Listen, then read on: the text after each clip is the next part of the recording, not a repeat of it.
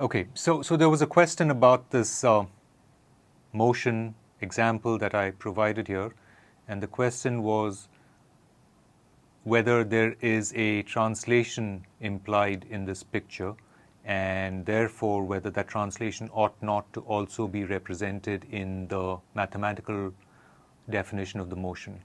Yes, the way I've drawn the picture, it appears like there is a translation, but I just drew those two, the current and the reference configurations apart simply to be able to draw them properly and show them.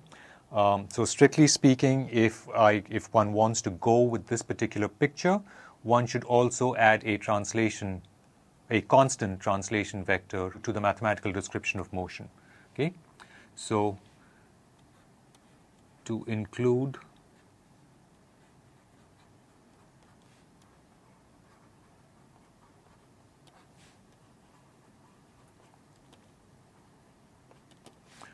translation, one would say that x equals phi of x comma time equals some constant vector c plus everything else that we wrote out there, right?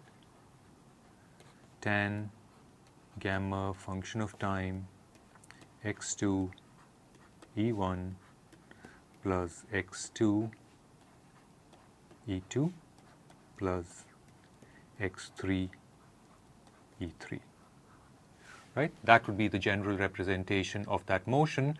What I wrote on the previous slide out here would be more accurate for the case where the reference configuration was somehow superposed on the current configuration and had not really translated away.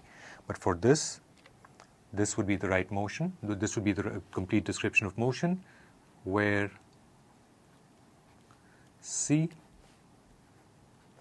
belonging to R3 is a constant